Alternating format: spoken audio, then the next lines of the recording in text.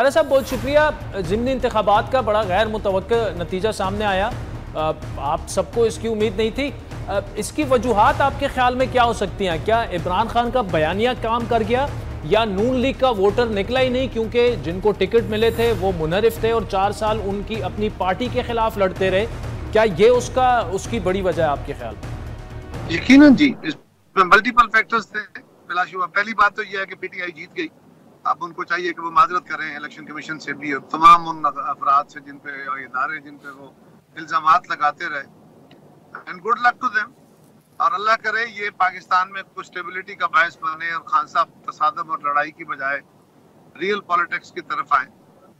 दूसरा ये कि ये जो हुआ रिजल्ट आया, इसकी कई वजूहत हैं। ये भी एक बड़ी वजह है कि जिन लोगों ने मुस्लिम लीग के खिलाफ इलेक्शन लड़ा था, उनके खिलाफ उन्होंने खान साहब की पॉलिसी से इख्तलाफ किया।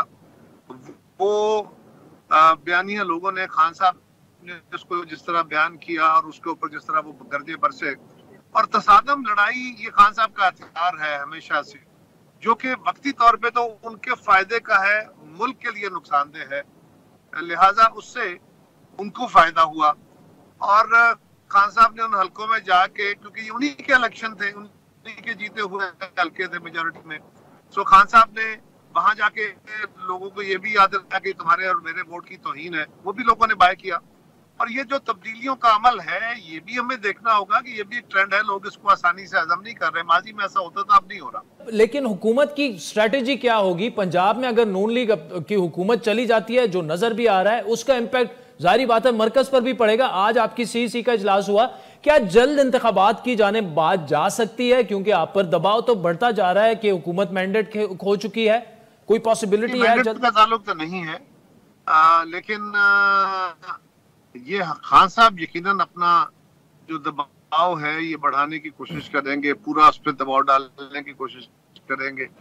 कल हमारी जो जमातों की सेंट्रल जो लीडरशिप है अल्लाह इत्तेहाद की, वो मिल रही है, और उनके मिलने के बाद उस पर फैसला होगा। वहाँ उसके अंदर डिटेल डिस्कशन होगी, और फिर आपके इन सवालों का मैं बेहतर जवाब दे सकूंगा कि आइंदा हमारी हिकमत अमली क्या होगी।